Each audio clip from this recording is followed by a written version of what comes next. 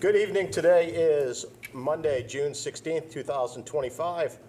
It is 7 p.m. I'd like to call the regular Board of Selectmen meeting to order. Linda Bravo.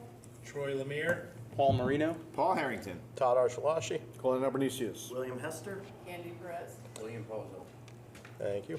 In attendance tonight, we have Winston's newest new Eagle Scouts. They're going to lead us in the Pledge of Allegiance. I'd like to introduce Eagle Scout Nicholas Waters and Eagle Scout Charles Lang. You want to come up here and hit the red button to turn that microphone on? Thanks, guys. One of the microphones is blinking. Just hit anyone you want. Just press it. The Just red hit one. of the four things, yep. Oop. One more time. There you go. Please follow us in the Pledge of Allegiance. I pledge allegiance to the flag of the United States of America and to the republic for which it stands, one nation, under God, indivisible, with liberty and justice for all.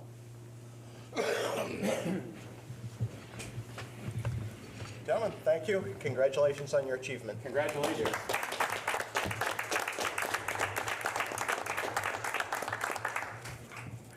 Moving on to item 3, agenda review. Mr. Mayor, potentially under unfinished business, we should put some further commentary on last meeting's discussion on the referendum.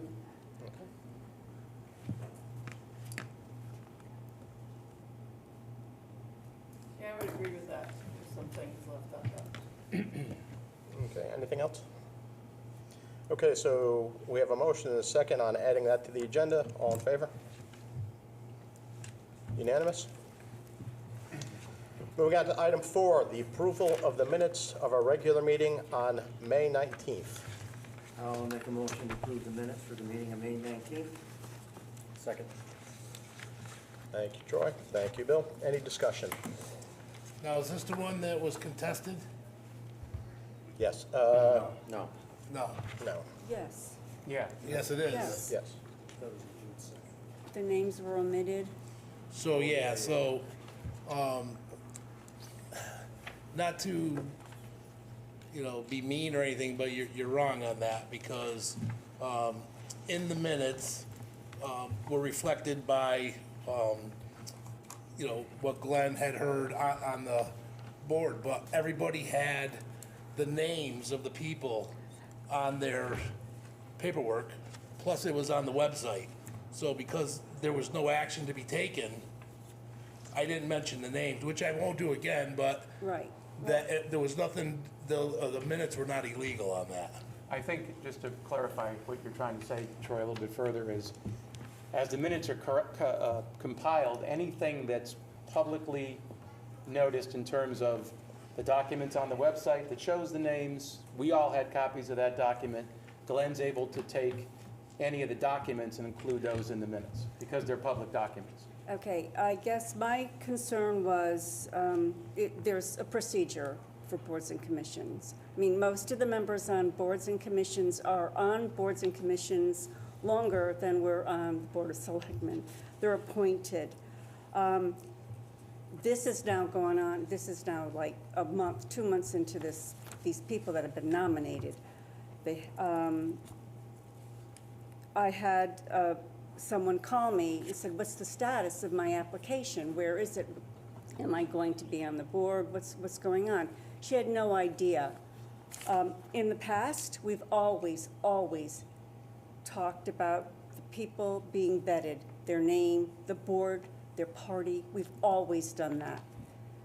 I wasn't here, so whether you approve these minutes or not, I can't vote on them because I wasn't attending. I listened to this remotely. Yes, I don't know, most people look at the packets online. I do. I don't know if constituents or residents look at the packets. I don't know. That was just something I brought up, just that the names were not mentioned. We've always had a procedure about how people are vetted and placed in nomination and appointed to boards and commissions. The names were omitted. I was surprised to see them in the minutes. That's all. We've gone over this enough. I don't want to continue any more argument, but I can't vote anyway on this, but I wouldn't accept it if I was here. That's it. Yeah, I mean, I think We need to move forward you're enough. going to try to make sure you read them in the future, because I don't think that was intentional and it was an oversight. Absolutely. But technically, in terms of the minutes, because it was in a public document, they can be included in the minutes. But to your point, Linda, we should be more careful on the procedure. Absolutely. It's a reflection on the town clerk and us as a board. And not to push things further, but by saying the minutes were wrong, it stalled them from being pushed Absolutely, forward. yeah. So they had to wait to this meeting to get Yes, nominated. appointed, So- appointed. So they would have been nominated or been on last meeting. But there is a procedure, Okay, understood. that's all. Any other comments? Seeing none, all in favor? Opposed? Abstained? So 511. Thank you. Item B, minutes of our regular meeting on June the 2nd. Make a motion to approve those minutes. Thank you, Bill. Is there a second? Second. Thank you, Bill. Any discussion? Seeing no discussion, all in favor? Opposed? Abstaining? 601. Minutes are approved. Moving on to item number 5, citizens' comments. The Board of Selectmen welcomes public comments. Speakers will be limited to 3 minutes or less and may speak only once. Please give your name and address. Who would like to speak?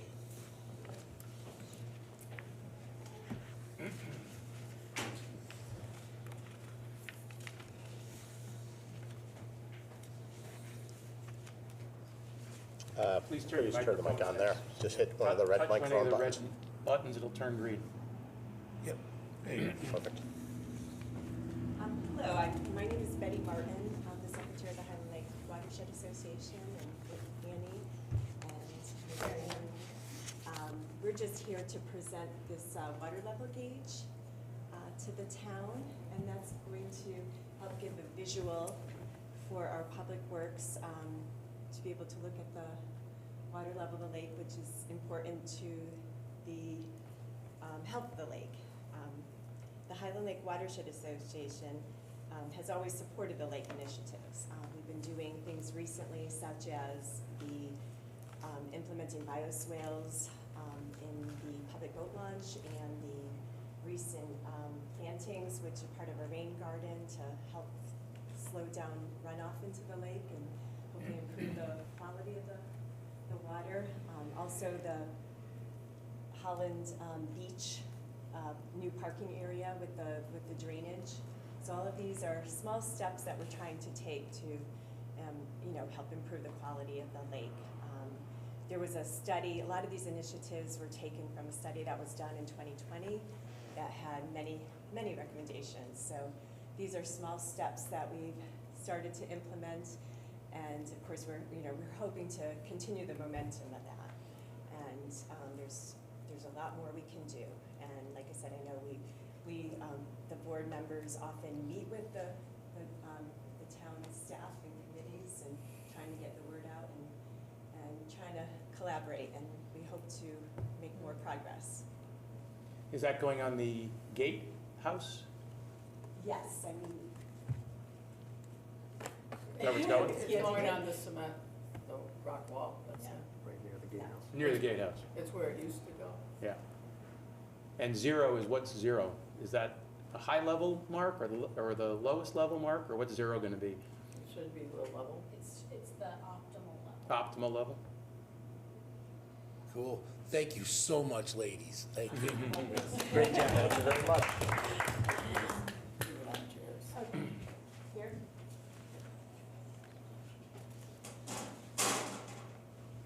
Anyone else who would wish to speak?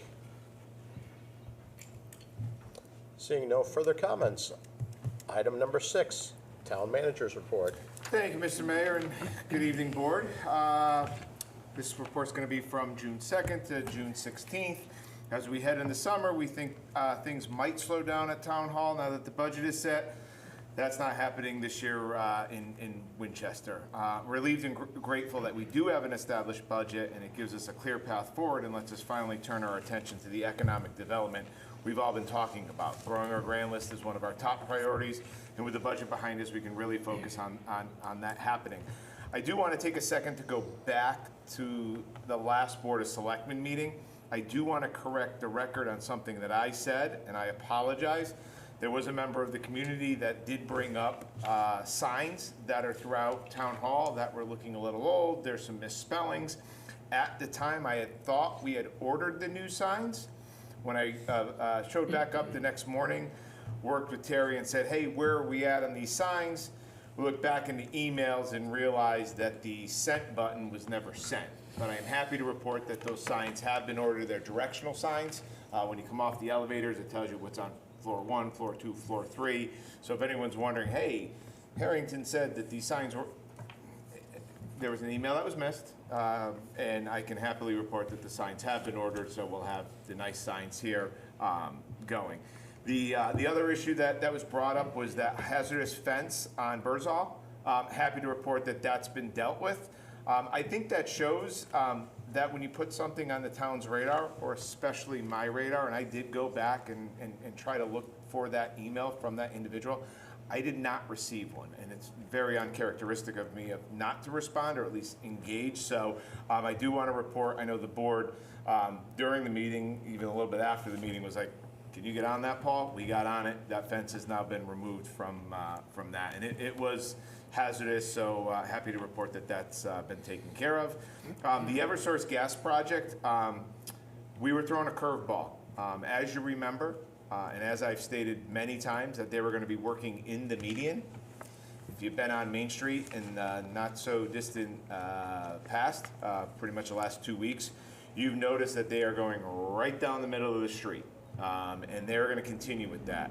Eversource in the state of Connecticut made a last minute change that when they finally got all their core sampling of what actually was in the median, it was going to be too hard of a project to actually put it in the median, and the state and Eversource made the call to now put the new main going right down our main street.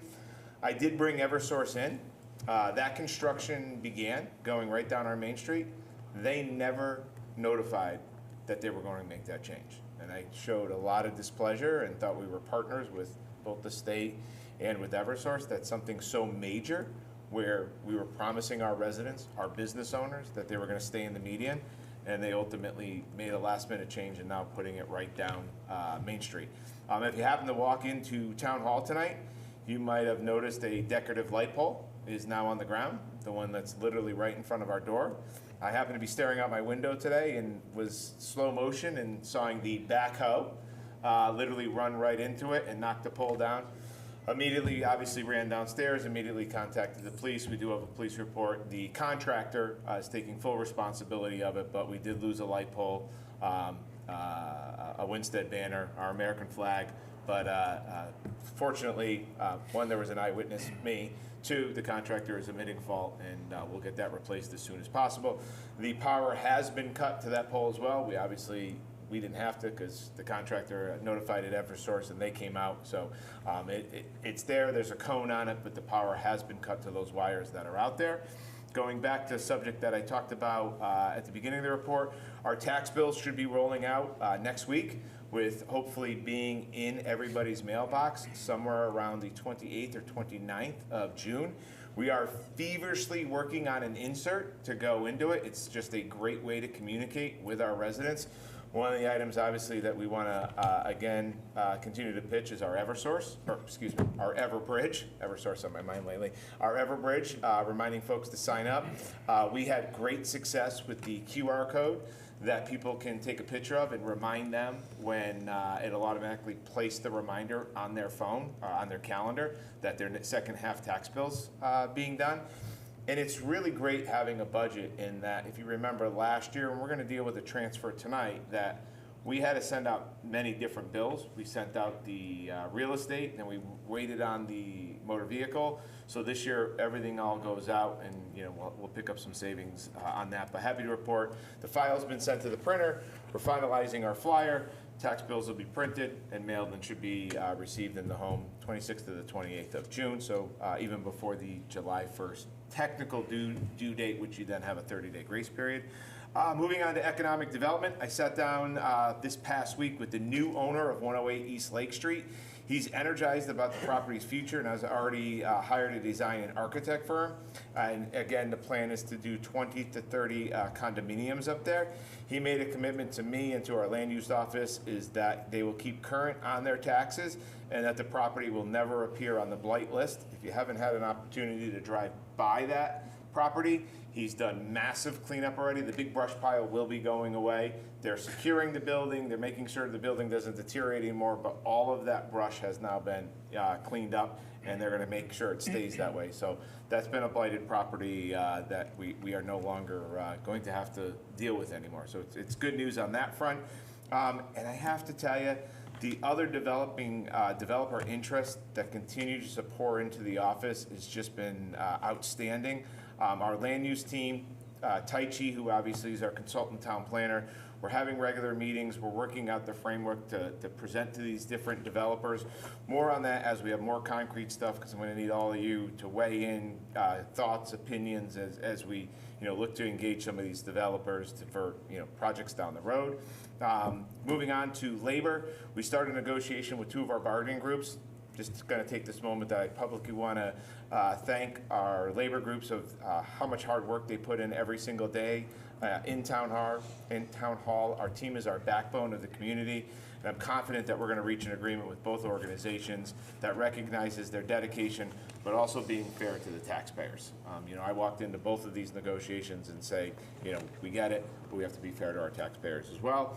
On some exciting news, if you happen to catch it, either in press, on social media, on behalf of the NHCOG, I'm excited to announce that the COG received the bar grant. If you remember a few months ago, came to this board looking to see if we could fund some of the bar grant.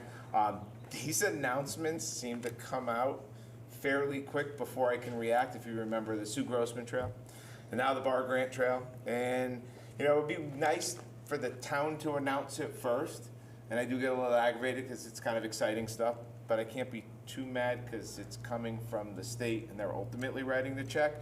But more importantly is what the BAR grant does. And if you don't know what BAR stands for, it's Brownfields Area Revitalization. It's a grant is designed to help towns like ours take old, unused, potential contaminated properties and turn them into assets for the future. The funding will go directly identifying, assessing, and where possible cleanup of these sites so they can be put back into productive use. For us, this means more opportunity for development, new businesses, improved public spaces without having to tap into local tax dollars. It's a major step forward for both economic growth and environmental health in our town. These project areas, and it was important that I want to define the project area. It's the intersection of Willow and Case to 10 Bridge Street, Building 1, which is roughly 10 parcels. So if you're wondering, where this money is going to be applied, what buildings we're going to be studying, it's the intersection of Willow and Case to 10 Bridge Street, Building 1, and roughly, again, 10 parcels. Community survey, as you remember, we went out and we engaged our community. We're currently working on the first draft has been completed. We're reviewing that first draft, and I know this board and probably a lot of our community members are wondering what exactly came of this community survey. I think some of you will be surprised by the answers that we received, and I think some of the answers just reinforce that we're heading in the right direction. And I hope to have that report finalized with my team sometime at the end of the month and get it up on the website and obviously send it all to all of you. And then just in closing on just a small little lighter note, I attended my first Laurel Ball on Friday. I'm happy to report I didn't turn into a pumpkin at midnight because I left at 9. And it was great to just see so many residents out enjoying themselves, showing what makes this town special. Events like this remind the pride and energy of our community, and I'm grateful to everyone who helped organize and attend that event. With that, I'll open it for questions. Questions? Troy? I just got 2. Yes. Number 1, is there any follow-up money following the bar grants? When you ask for follow-up money, you mean from the town? So what this bar, great question. Once they find an issue, are they willing to help us in the other direction?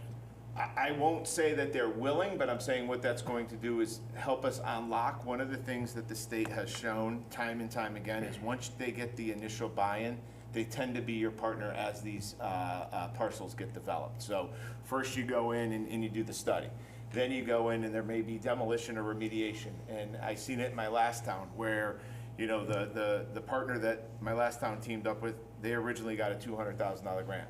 If you look at the announcement, they just got $4 million from the state to demolish this plaza that they were in. So to your point, can I say there's money? Yes, we'll have to apply for it. But the good news is we got the state buy-in originally, the COG got the state buy-in, which is exciting.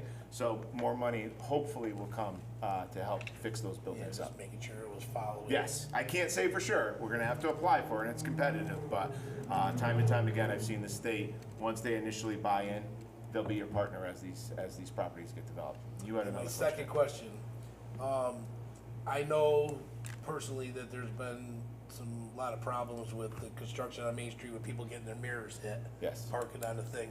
Is there any way you can call in Eversource and do something about the way because I come through here several times a day too sometimes, picking up parts, and their alleyways are very narrow. We got tractor trailer trucks down to, small cars. So small car has no problem, tractor trailer truck, big problem. And I do believe that it's affecting our businesses because there's been less and less foot traffic, because of that. So people are probably maybe afraid to get their car hit or themselves crossing the road. As it goes further down into the business zone, you're gonna see more problems. So I don't know if there should be some kind of a meeting where they can use the medium instead of putting cones next to the medium for an alleyway, put the cones on top of the medium as a to give room. Yeah, I do hear what you're saying. I can say one of our employees' mirrors were unfortunately hit. So I've seen it firsthand with a team member of ours. So let me talk to them. I think right now in the stretch that they're in, obviously we're limited in our space because of the actual islands and we can't stretch any further.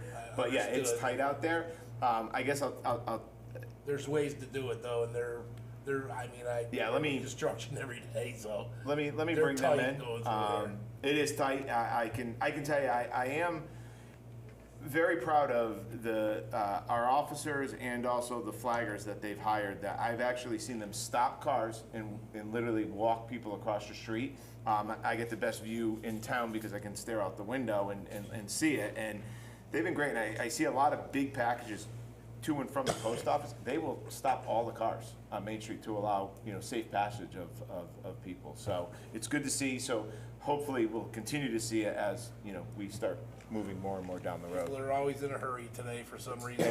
They're distracted. Yep. Thank Well, you. have they updated you on a timeline? Are they on track? No timeline yet. They're supposed to give me a look ahead. That is subject to change. I'll leave it as I am not satisfied with the communication that we're receiving at this point. This goes back to they're changing the scope of the project to be right down the middle of the street, to timeframes, to a bunch of stuff, and there'll be another meeting very shortly where a lot of the angst that I see every day will be met. We better get corrective action. Yes. To get back to the bar grant, Yes. the owners of the properties, do they have any responsibility, or what is their commitment to this grant? Responsibility, money-wise, none, but they would probably be more than willing to work with the COG and with it, because that's going to make their building more marketable, in that either A, they know exactly what needs to be done in order to remediate it, or B, sell it off to another developer to say, this is what needs to be done if you wanted to do, retail in there, if you want to do residential in there. And I can tell you, working with the COG, these owners of these properties are excited that we got it, and they've, I think all of them wrote recommendation letters or letters of support when the COG put in for this grant. Okay. So thank it's you. exciting. I'm excited. Because there is a town match. There is a town match, So which we it's funded. coming from property taxes on the match. So the town is also investing in these properties that other people own. Correct. So, Which the board took action a few months ago. Was it 20? It was a smaller amount. It was 10%, so it was gonna be $20,000. Other questions? yeah, I just wanna, pass this out, and I wanna ask Paul, This is an entirely different subject that you've all probably not heard of, or at least at this table, is there's something that's being used when you try to, they're called bait boxes, and the bait boxes are for mice and rats, usually around larger buildings, and it's usually being used by pest control companies. People that own houses aren't necessarily using these so much, but they could be. So what happens is it's a box and it has, food in it, bait, to attract the little mice or the rats, which are a little bit bigger. And then the mouse or the other rat or whatever pest it is eats it, but they don't get trapped, So right now I gave you some information about alternatives to bait boxes where the mouse or rat is trapped and not allowed to go back out into the woods. Because what's happening is when these animals are eating this poison, it's an anticoagulant, a second generation rodenticide. And what's happening is that the fox eats it, the eagle eats it, and I'm really sensitive to this because up at the lake we have some nice bald eagles, and if you remember in our age group in the 60s, bald eagles were dying because of the DDT and the shells.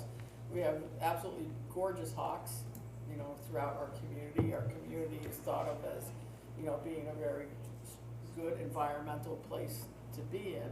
But what happens is when these owls, the hawks, eat the mouse, which they're supposed to do, then they too get the poison in their system and they bleed out. So there's a couple rehab facilities throughout the state that have went to the state legislature, also are, trying to get public to help out in this. So I guess I would ask you, Paul, are we as a town putting out any bait boxes anywhere? I'd like to know that. And then two, after that, after we figure all this out, is awareness for people about that. Because I was at another meeting last week at another facility here in town, and they had a pest control company coming in, and I asked them if they were gonna use bait boxes. Because there are other ways to do this that would be better for all the other animals, because the other concern becomes pets. You have a cat, right? Your cat goes outside, your cat goes and eats a mouse. Your cat could bleed out, right? So, I wanna get to kids so much, but the cat, because, if I let my cat out, he would love to eat anything out there. That's why he never gets to go. But if the cat went out and ate, the mouse, which the cat's supposed to do too, right? Chase the mice. They too can get the secondary poisoning and bleed out, and it's an ugly bleed out from everything I've watched, everything they presented at the state legislature, et cetera. So, Paul, if you wouldn't mind seeing if we're using any of it, and if we couldn't look at other solutions. I know up in Sandusfield, Mass, there's a pest control company up there that has, I tried to find their letter that they did, that after they learned all this stuff, they decided not to use these bait boxes with that particular poison in it. So I'd like to just use my time here for that. We use them a lot of them in Norfolk, and they charge me a fortune. Now, did you say that these companies would be able to give you a bait box to keep it Well, on in that there? page Because I I gave you. have the bait things, Yeah. not to keep the mouse. Right, but that page I gave you has some alternatives to it. All right. And the second page also has some more, and I can get more information to you. Please, But the question, the thing is, and I'm glad that you would take a look into that, Troy, because the more that you and your fellow, people that work in the towns and stuff, talk to the pest control companies and say, what are their other alternatives? Because the bait box is the easy thing to do, right? Correct. It's the easy thing to just throw on the ground. That's what they do. They come, I think, once a month, and they rebait them or something. Yeah. So, I mean. It costs a lot of money. I Right, know so if that. you'd asked me that, a year and a half ago, I wouldn't have known anything about it, but I Neither happened. did I, so this is new to me. So I happened to learn about it, and so now I'm on a mission to save the hawk that lives in my yard and the eagles that live on the lake, and 100% for save that. somebody's cat Yep. too. Can we get, because I think, to your point, Candy, we should get it publicized, right? And I can't envision what these bait boxes look like, but if we had examples of some of what the boxes look like. We can put those on our town social media, we can get it on the website, and make, you know, with the red hash mark through it, whatever, these are the things you don't want to use, put out the alternatives. I'm with you 1,000%. Watching the eagles every day fish has really become such a joy up there, and we have to protect that. Yeah. And if you want to go further, there's also the lead that can also be used in a fish. You know, the old fishing lures. I remember when I was little, I had those little things that you clip on a line, the lead thing, and you smash them and they stayed on there forever. Those two are somewhat of a issue if the fish got up to the Mr. Eagle. So there's where some of this information came from is it's called a place called Hope. It's down in Killingworth, Connecticut. They are on Facebook. They also have a website. You can take a tour down there. They must have examples of all the bad traps, photos and things that perhaps we could get They were the to ones put that up. They and others, Connecticut Animals, went to the state legislature. So they're trying to do stuff at the state legislature, but you can imagine that there's pest control companies on the other side that are pushing back as well. So I think homeowners are probably gonna do the best job, but it's really the pest control companies, like you said, they come, they put the boxes out. Leave me a big bill, Yeah, walk so, away. yeah, it looks like Fairfield's trying to do something with, you know, the reproductive abilities of the mice and rats, so that they can't make more. And then there's other ways to control them as well. So I can get more information for you. Everybody that's watching or anybody can look it up for themselves. But the more public awareness there is, the better off we are. And then, like I know our neighborhoods over here and stuff, if they go to the facility I was in and that little mouse came out and ran around somebody's houses and the cat ate it, that would be a bad thing. I got a cat, I don't have a box. Thank you, Candy. Any other? Just a few things. I will get answers. I don't know if we're currently using bait boxes, but maybe just, I want to put this idea into the board's head. So, you know, we can control what we do, meaning what the town does. So is this something, and I think, you know, Selectwoman Perez did an excellent job of, you know, protecting, you know, our eagles and our fish. Is this something that the board may eventually want to see as an ordinance as well, where we would ban these particular bait boxes? I'd be for that. Because, and here's what I'm saying, so we have all these buildings all here, right? So these bait boxes, so we're being great stewards of the community, excellent, we're setting the example. But if we're looking to ultimately, you know, protect our wildlife, which, you know, I'll tell you, that's a great cause and you're gonna see me work hard on that as well. Should I start going in my head and saying, is this an ordinance thing? Because we can do it in the buildings that we own, but we can also then potentially stop it from all of the other buildings. How would you ever enforce it though, Paul? That's the problem. I thought of it when we were talking about it, but how are we ever gonna enforce that? When they go in for their inspection. Yeah, I mean, you look can for put it under bait fire boxes. inspection, the fire marshal, if we see them. Those are typically surprise inspections. You know, again, yes, enforcement is always going to be hard, but, you know, again, I just throw that out. It's obviously up to the board, but I'm sitting here and I'm listening and I'm hearing about these animals and saying, okay. I think before we do an ordinance, you need to look into it a little Oh, more. agreed. So, in Torrington, where I'm at, our commercial building, we have a problem, usually in the spring and in the fall, with rats. And we do have the big bait boxes. And we've tried traps and all that. The problem is when the water level gets high, we have river rats. When the water level gets high, they come out. Yep. And we'll see them literally around the parking lot and whatnot. We were aware of this, so we talked to the company. They're working on alternatives right now. We tried the traps. They worked for a month or so. Rats are extremely smart, so after they see one get it, they don't go in the trap anymore. They literally don't. You're supposed to go, But the company we're using is actually looking at alternative methods right now. Okay. Yeah. And again, I'm not opposed to it either, but if you had a restaurant or a bakery around and you tell them, well, you gotta put traps out and check them every day and whatnot, is it gonna happen? so I guess right, Candy, Torrington- there's gotta be- if you think about it, I mean, we got a lot of restaurants down Yeah. on Main Street. Well, part of it is keeping things clean too, you know, Right. that's the other part of it, because, you know, we had that thing over on another street where if the garbage can gets knocked over and you don't pick it up. So some of the solutions, and maybe not at your place because probably don't have, you just have the river and stuff. Well, we have a whole swamp there, so it's hard to. When my father was little, we were told to stay in the house because he went out and shot the river rats. I'm just saying. Yeah.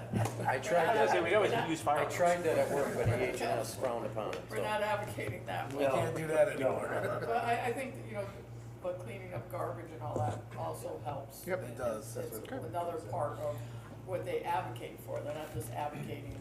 I mean, I guess for We the, know it's an issue, everybody knows there's an issue, and you have to control that too.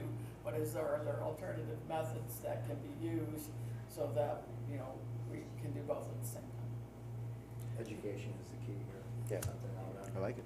I mean, I think an ordinance is not out of the question, but, and maybe the buildings that we do regularly inspect for whatever reason, but, you know, there's not gonna be, anyway, we should look It's a at it. start. Yeah. We have to inspect the buildings once a year. I'm on now, it tomorrow. So, let me get answers. I won't let you wait 2 weeks. Let me find out currently what the town's using. I'll push that off to you all tomorrow. Please don't respond. It's informational Well, it's okay. purposes. I mean, but- it's not like a huge rush. I just wanted to start to bring the level of attention.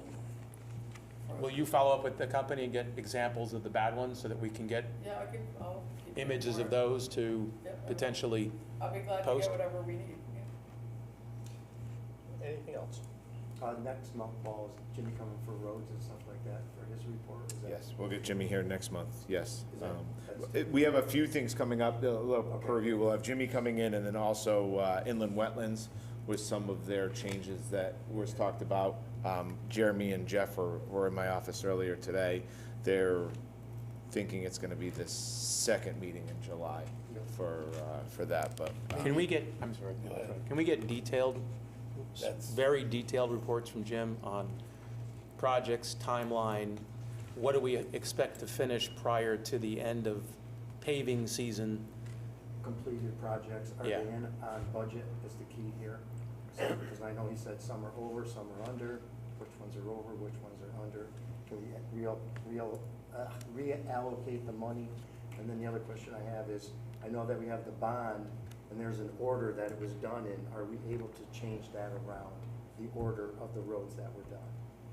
Because there's some roads that are so far out, I think, that are on the list, that nobody's gonna see them, and not a lot of people on them. And do they need less engineering? Could they get, Right. could we make more progress? I would like to see a report of road work that does not include the bond. Because after this election, a lot of people thought that a lot more roads are gonna be paved outside the bond money this year. So I want a report on that. Please.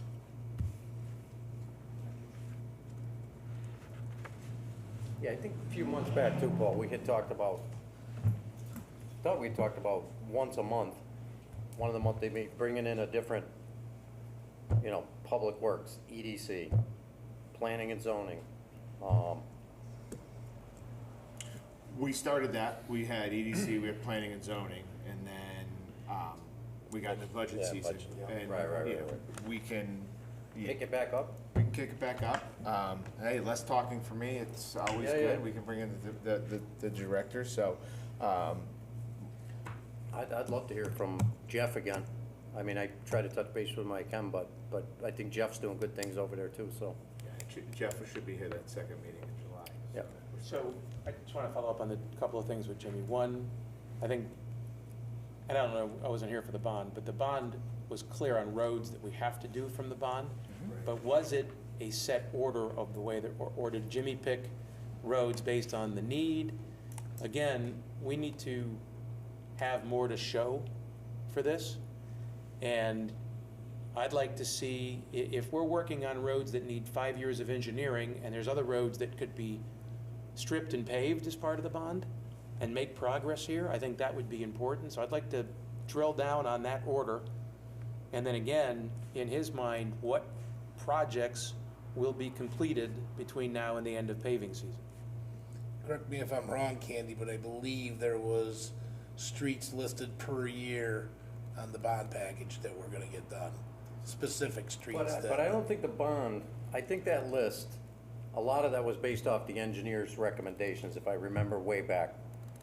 You know, these are your, we had a study done where these are your worst roads, Your next worst roads, Yeah, right down the You list. have to remember, the bond, when it was created, the thinking was that you bond the really long roads that were gonna cost $1.5 million to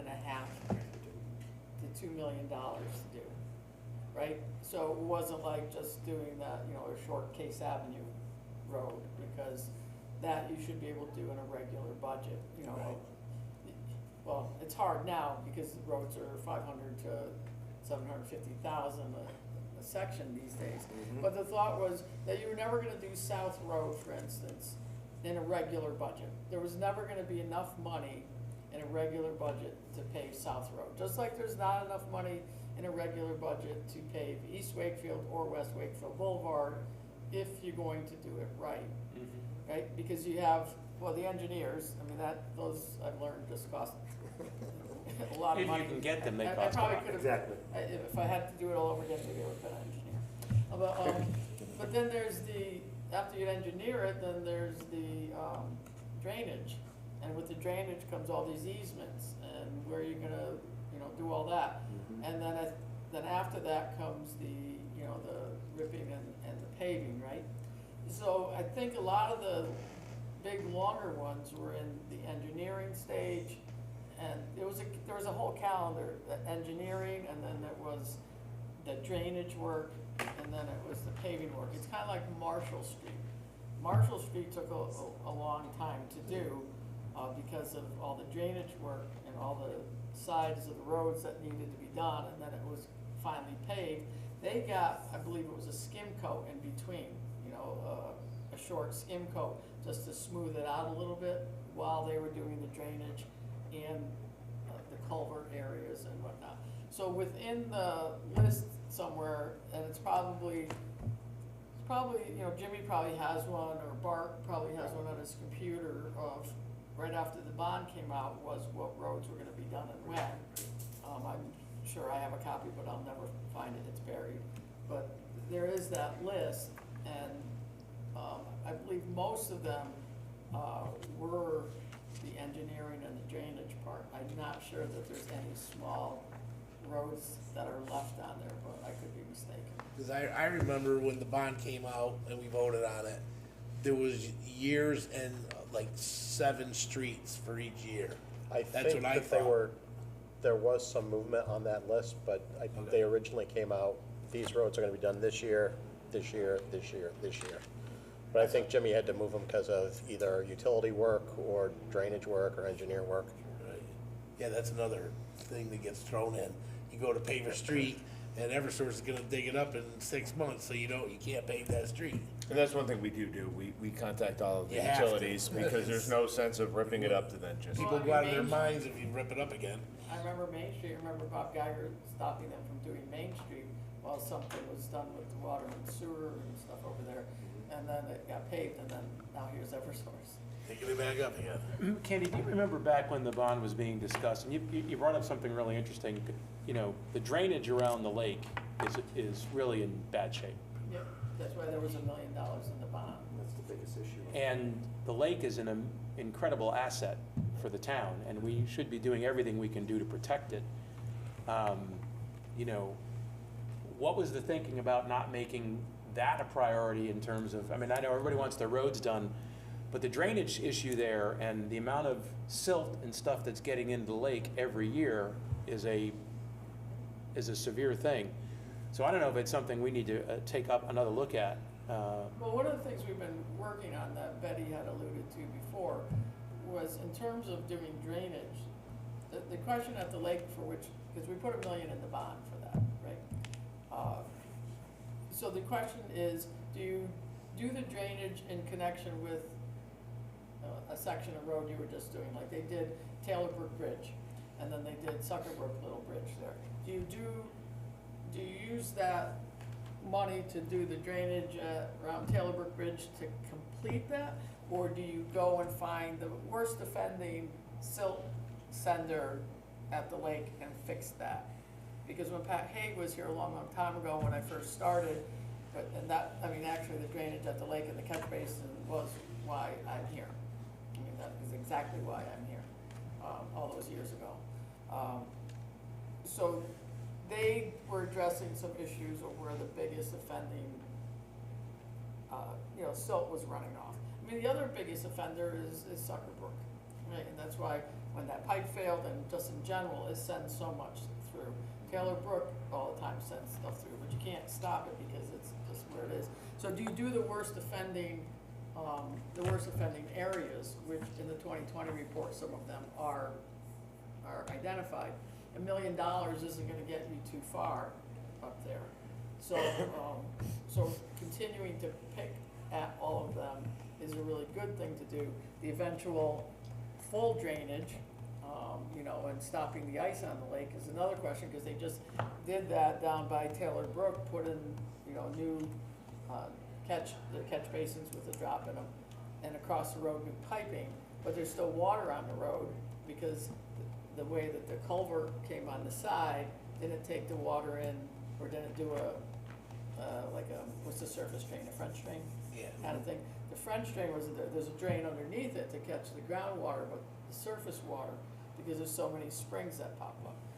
So Paul, yeah, I completely agree with you. I mean, obviously, the more drainage we do, the more stuff we keep out of the lake, the less chances of another cyanobacteria bloom, or just the fact that everybody has to swim in whatever goes in. But, so it's like, there's not enough money. I tried to win lottery again, and it didn't work. They're $5 a ticket now, too.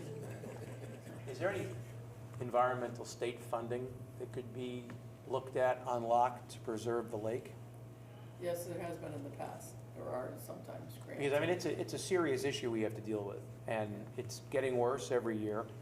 And again, if the lake was destroyed, it'd be a serious problem for this entire town. East Wakefield Boulevard, with all the dirt roads that come out, that go directly into catch basins, that go directly in the lake, is your biggest problem. Well, I mean, there's a private citizen offender we've all talked about it. Jimmy's been out there 6 times. We can't seem to enforce any kind of mandatory fix. And every time there's a major thunderstorm, he has another dump truck of dirt dumped in his driveway. Right in the lake. And 2 days later, when there's a thunderstorm, it's in the lake. Yeah. Yeah, I know exactly where you're talking about, and Yep. there's other roads that do the same thing. And it's just a matter of whether, the town's gonna take control of it. That one offender, it's been talked about a lot. So you take control of it and you fix it and lien it, because they don't have enough money to do it themselves. Yep. So does the town go down that road? I think Jimmy will have, Jimmy will know about the list, but may I look into state and federal assistance for the drainage on the Highland Lake? Yeah, we gotta do something about the drainage. We had talked about Newfield. Newfield's a problem because that's the east branch, believe it or not, that's the east branch of the Naugatuck River. And there's so much silt going in there right now. I've reached out with Trout Unlimited. They have resources. There's actually a Naugatuck Valley River Association that does the entire, so I mean, I again, hate those to are guess things we. what fixing all 7.5 miles, 8 miles of road between the proper drainage, doing it really the right way, repaving, and God forbid we bring the water main the rest of the way around the lake, since it starts, a third of the way around. I mean, that's probably a $20 million project. All day long. At least. Yeah. Yep. So the water, I was at 100. The Water and Sewer Commission, back in 1992-ish, when they were doing it, they purposely left the water out. Why? Because of the cost, and couldn't go in the same trench, right? They can't go in the same trench. They had to go in different trenches, and it just became complicated. That's actually how most of the lake got paved in 1994, is they had $800,000 left from the USDA grant that was there, and so they used it to pave it. I mean, it was really great. It was a nice speedway for people. But the people on rollerblades were going, everybody was going, and it was great, but there was nothing else done. They just put the pavement down. There was no drainage, no curbs, no nothing. And so it lasted for a little while, and now we got our speed bumps back. But Can we put our grant person in search of finding ways to protect the lake? We can. There's also, We will. There's also no ledge here in Winston either? Yeah, okay. Because you don't know what's around that lake. That's why the lake road is the way it is. It pitches the wrong way in a lot of spots because of ledge. There's some spots they haven't been able to put a sump in the catch area. Yeah, you Because never, they can't, well, you can if you want to get down, but Yep. you're gonna be there with. it'll cost you a fortune, yeah. Yeah, I had the same problem. I've seen it many times. All right, anything else we're I kind don't of, like that. Yeah, let's get the finance director out Heard here. loud and clear.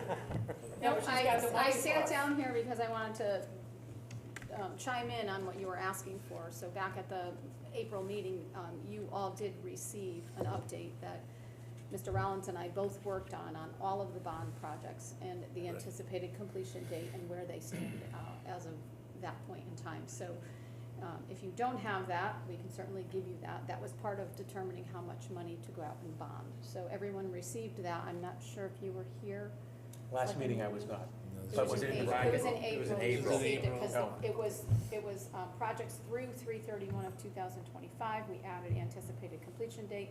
We also had notes off to the side as to additional notes as to where some of the projects are, whether they're complete, when the anticipated will be on those. So, and then kind of the next tranche, so budgets that will be things that are either in progress right now with budgets in the system, things that are not started or that there's budget going in for the next year, and then things, new project requests that there is no budget. Most of those are beyond, except for Lonnie Road that will be, I believe we did, that was to be started in 2025. So you do have some of that information already in terms of what you're asking I'm for. more What curious we to get see are what- lists of, we get lists of streets and we're doing such and such of this, and maybe Paul, when he brings in his report, you know, a snapshot map of, we're doing this section of the road. Because you think of the road, sometimes it's a road that's 4 miles long and we're doing 100 feet of it or something. It'd be great to have a presentation made to us so we know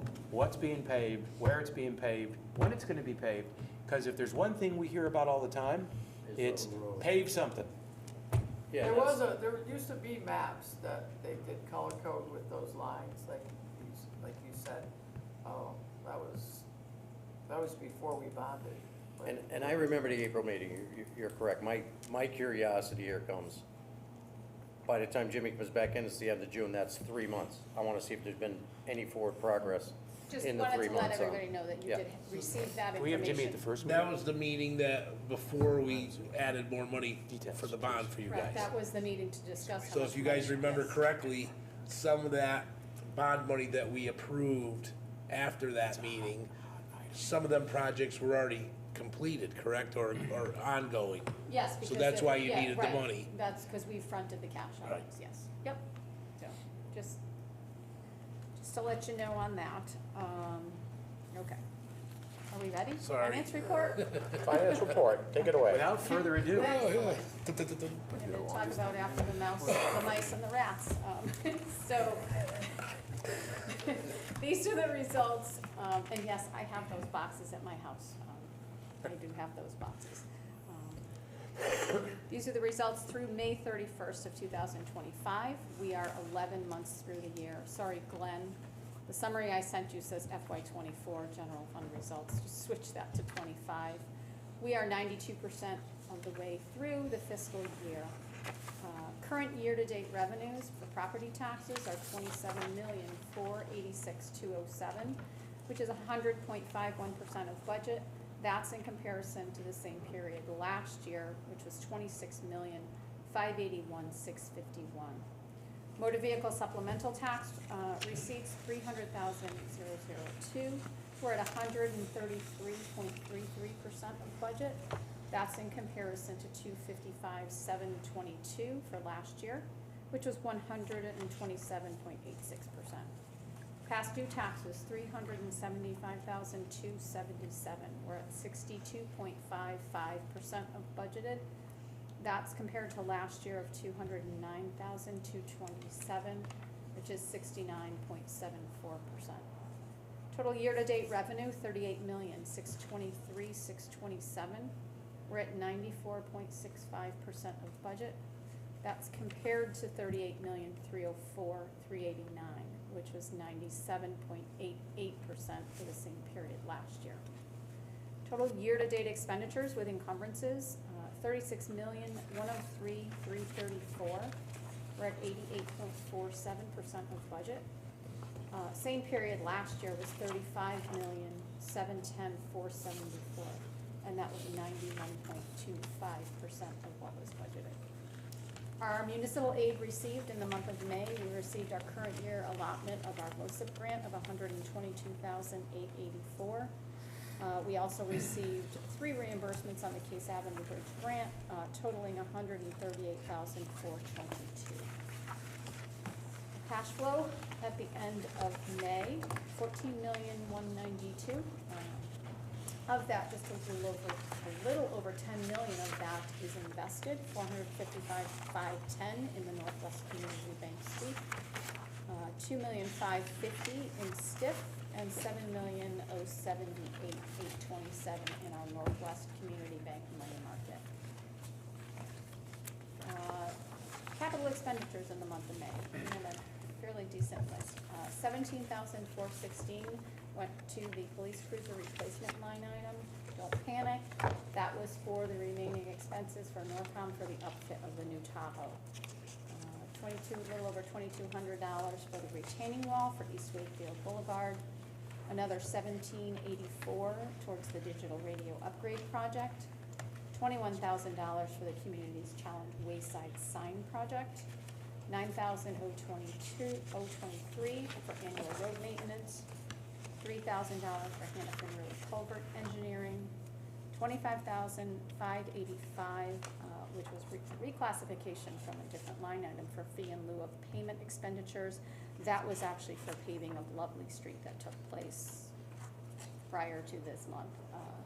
$10,668 for supplies and materials for the clerk of the works. The majority of that expenditure was for Onion Electric, and I believe that was for wiring the work trailer.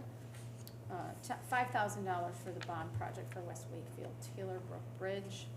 $4,977 was paid for West Wakefield Boulevard, and $10,720 was paid towards the drainage projects. That was paid to JH Land Services, I believe, for engineering on that.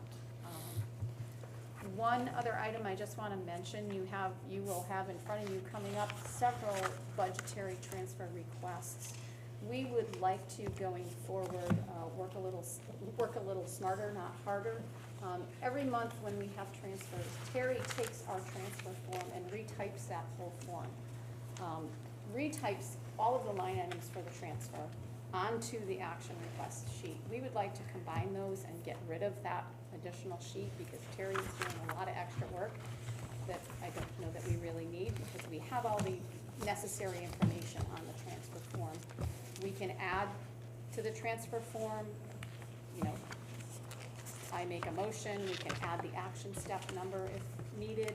If there's any other information needed, I'm not sure we need that charter section on each transfer form, but we're just doing a lot of work that I don't know that's really necessary that we're asking Terry to do.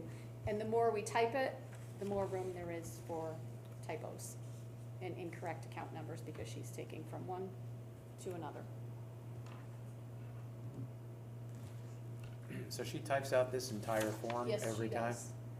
Yep, she takes all the information from our transfer form, retypes all the account numbers and the dollar amounts when we already have all those already set up on the transfer form. Is there a way, Paul, to make that much less cumbersome and still keep it legal in the way it's supposed to be presented to us? I mean, you could bring us an example of what you want to do and see if it applies. I mean, I don't know that you need to put the reference to the charter in there, which takes up, a third of that. We Yeah. could simply put a box that says, you could put a box that references the charter section and whether it's an inter or intra department. So if you made an example, Yeah. right, then we could look at it. Yeah, let's work on something. We'll bring it to the next Because meeting, it's just, see what y'all think. especially in the months we get towards the end of the year and you're looking at, There's 9 of them. There's a tonight. lot. This That's has to She's take- spending a That's why- lot We've had of to take time a day. typing. That's why it came up. She's spending a lot of time Yeah. typing. Yes. So let us work on an example. We'll Yeah. keep going, obviously, the way it is now. Let's bring you an example, see what you think. We can fine tune it and go from there. I just want to, I'm not, oh, I was going to say, because that's in their packet. what is that? That's the Yes, bond. it looks like that. Yeah, that was in their, Yes, their it looks finance Right now packet. in these packets of bond That they have information you're asking. No, that is Not all your, of it, but- that is your monthly capital improvements So what was done? that you have on where we are as of the end of May, year-to-date, or all year expenditures, where we are right now. Then you Yes. have bond project. Yes, I split out the bond projects. Not started. Yes, yep, so I added that in so that that's part of the, part of your schedule that you receive on a monthly basis. Just wanted to give you an update. Paul and I had our ratings call last week, with our bond advisor and with S&P. We hope to be getting our rating on Wednesday, correct?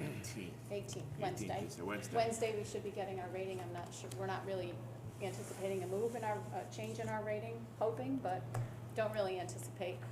We are giving final comments on the official statement document for the bond issuance, and the sale will take place on the 25th, I believe. 6th. I did, 25th or 26th? 25th or 26th, I think it might be to the 26th, that the bond sale will take place at 10 a.m. That's it. Questions? Questions? No questions. Thank you very much. Thank you for Thanks, all your Anne Marie. hard work, Anne Marie. Moving to item number 8, correspondence. Does anyone have anything? Seeing no correspondence, moving on to item number 9, boards and commissions. Troy, Bill? Oh, yay, here we go. Okay, so tonight we're gonna start out with a reappointment. We have Deb Kessler, being reappointed to the Soldiers Monument Commission. Party is IT. She's a full-time member, and her term will end 6/20/29. Going down the list, Is that a motion? do we have to make a motion for a reappointment? Oh, we do, I'm sorry. I move we reappoint Deb Thank you. Kessler to the Soldiers Monument Commission, term to expire on 6/29. Second. Any discussion? All in favor? Unanimous? Congratulations. And then we're going down to resignations, and unfortunately, we got another resignation from Mr. Clausen, George Clausen. On the Planning and Zoning Commission, there's a letter in your packet. His party is D, and he's a full-time member, and I don't know what his what was the end date of his seat, Glenn, do you know? It's not on here. I'll have to look that up. Okay. I don't think we ever actually posted on resignations, because it's never usually there. Well, it's a full-time seat, and then you know when you appoint somebody, I that's don't how think long the they have. resignation to stated take the when he vote. was Okay. Yeah. stepping So down. the next person will have it on theirs. Okay, and then we're going down the list to nominations. First one, our appointment here. First one is Sally Chesney, Conservation Commission, Party D, full-time member, term to end 5/20/27. I make a motion to appoint Thank you, Troy. Is there a Sally. second? Second. Thank you, Bill. Any discussion? Seeing no discussion, all in favor? Unanimous? Congratulations. Second one is Addie, I'm not sure how to pronounce that name, Mel, I believe. Conservation Commission, party is you, full-time member, term to end 5/20/29. I make a motion to appoint her. Thank you, Troy. Is there a second? I'll second that one too. Thank you, Bill. Any discussion? Seeing no discussion, all in favor? Unanimous? Congratulations. Going down the list, third one is Stuart Pollins, Historic Commission.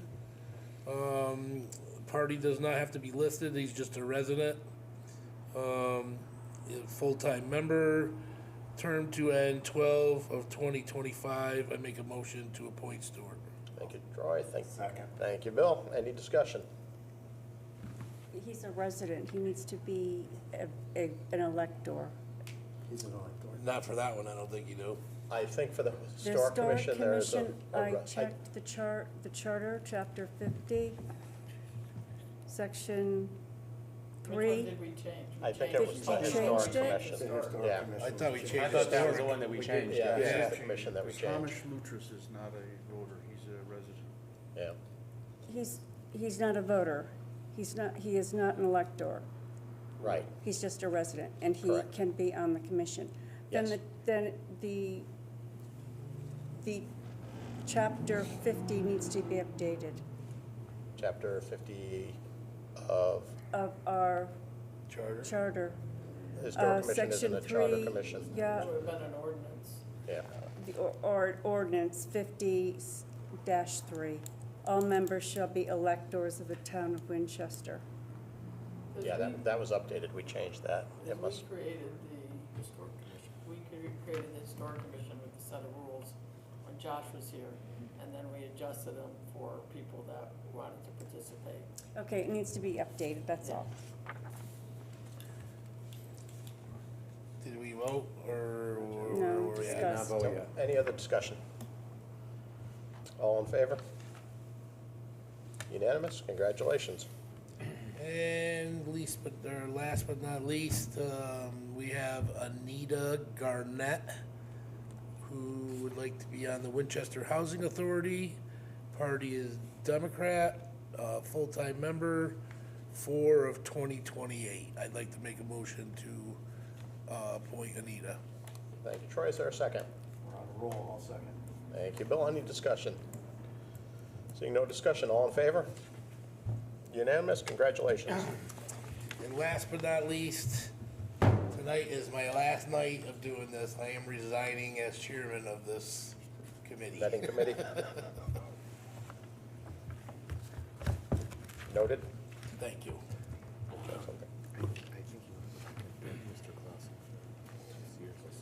Yes, absolutely. We'd like to thank George Clausen for his years of service, his knowledge, and his leadership on the Planning and Zoning Commission. His knowledge will be sorely missed. Once again, as usual, we have several openings for boards and commissions. Applications can be found on the town clerk's website. Is that it, Troy? That's it. Moving on to item 10, unfinished business. A, discussion of the referendum. Ken, did you want to continue on whatever you wanted to add to last meeting, or? Well, no, I'll wait for you to say whatever you're gonna say. Okay. So, I was not at the last meeting, but I did enjoy watching it on YouTube when I got back. And a couple of things came out that I thought we should address. You know, a month or so ago, we were applauded in social media as the board that was working in a bipartisan manner. And some of the things, Candy, that you mentioned at the last meeting struck me as troubling, but also on social media, there were several comments of people who took your comments the same way. So I just wanted to address a couple of the things that you mentioned. Is this gonna be another lecture for me? Because I always dread coming to these meetings when you put something like this on the agenda, because I feel like I'm getting a lecture for being bad. Actually, Kenny, it won't be a lecture to you. I'm simply going to state some of the facts that, the way I see them, since you stated them the way you saw them. Okay, but that's not what you just said. Okay, well, let's put, Said let's, specifically to me. And when I spoke, I didn't say specifically any name here at the table. right, but you were the one who spoke, so I'm just addressing some of the things that you said. So first of all, let's talk about the paper ballot. The charter does talk about machines. Correct. Now, I was thinking about that. I don't know how, when that was written, that could be the old voting machines, actually, and not necessarily the electronic scanners. But that said, the registrar of voters made a decision on whether or not to use paper. Had nothing whatever to do with, it's not in our purview to make that decision. It's not in Town Manager Harrington's purview to make that decision. That was a decision made by the registrar of voters, which is made up of both Republicans and Democrats, so both parties are represented. And whatever their intention was, whether it was to save the town money, and that was their concern, I applaud them for that. But clearly, if we're going to look at machine voting as the way the charter directly says it, then perhaps what we as a board should do, since they're not under our purview, is send them a letter from the Board of Selectmen reminding them that machines are supposed to be used for referendums and that in the future they should avoid paper ballots. I mean, I think that would be the way for us to approach it. But it came off, the two items, and again, Candy, I'm not trying to lecture you specifically, but you were the one who said these, and these items came off in a way that made it sound in some ways nefarious, that there was shenanigans going on that this board was a part of. And that couldn't be further from the truth. The second thing you talked about was the opening of Town Hall on the Saturday before the referendum. We're in a country that has gone out of its way, and a state that's gone out of its way to make voting easier for people. What used to be done in one day is now done over weeks of time to make voting easy. And to suggest that, again, something nefarious was being done because Town Hall was open for a few hours on Saturday to give people a chance who might not be in town to vote, I think was, again, a comment that raised suspicion that didn't need to be raised. I believe that Glenn has represented or has served this town honorably and continues to serve this town honorably and was doing what he thought was helpful to allow more people to possibly vote on the referendum. Could it have been publicized differently? Sure. I'm sure that lots could have been done differently in this entire referendum process. But I take exception to the tone in which some of that was presented that makes it sound like members of this board acted in some way inappropriately. And it has gained a tremendous amount of traction on social media. And I think and I hope that the person who posted the social media from 2 weeks ago will, in fairness, post the comments we're going to talk about tonight. I like to work in a bipartisan fashion, and I don't think that us fighting each other internally helps anybody and is not what's best for the town. So I'm sorry if this sounds like a lecture to you. I don't intend it to be that way. But some comments were made, and I think for the rest of us to sit silent would have been inappropriate as well.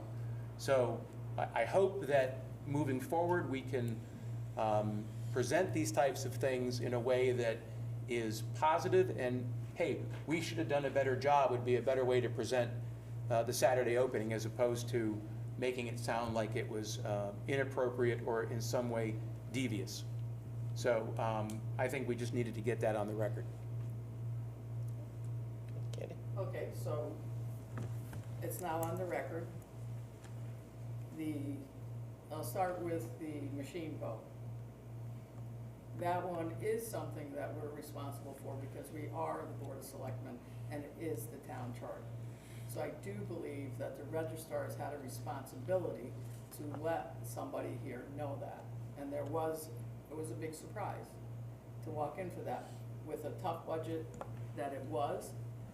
When we talk about voting and we talk about it in normal public things, everybody wants confidence in voting. And that's why I brought that up. I never said anything about that being nefarious. I am curious, however, and I remain curious, and because Glenn has not said one word about this since I brought it up or before it, I don't know how it got so that Town Hall was open that Saturday morning. I don't know. And I said, when I was talking, I said, yes, we want people to vote, yes, we want that in of itself is not a problem. The matter of fact is that there could have been a Saturday vote on the budget to allow everyone in, which would have been May 31st. It was within the 14 to 21 days. So if people felt that strongly at the town meeting, there could have been a Saturday vote. just not the Saturday of Memorial Day, it could have been the Saturday after that. The reason that it seems to me that something happened and that something was, public notice was not given. We all can agree to that, but I haven't heard an apology about not putting out public notice. I have yet to hear anybody tell me, except for right now, that maybe we could do a better job on public notice, so thank you for that. But there was nothing in the last 2 weeks. I asked for a meeting. There was no meeting set up. It was agreed to that we would have one, and then we didn't have a meeting. So I don't know what's transpired in between. I had nothing to do with the Facebook post. And so the question still in my mind, and this is where I don't understand what happened, is who made the decision to open town hall on Saturday morning? I mean, whose decision was that? I don't know. I'd like to know because Paul did. Paul Harrington did not know town hall was going to be open on Saturday morning. So Glenn's an elected official, doesn't report to the town manager, doesn't report to us. Yes, He can open the hours that he sees fit, correct or incorrect? Well, except that there's this legal notice issue. Mhm. You know, the legal notice talks about town hall for absentee ballots on Monday through Friday and listed the office hours.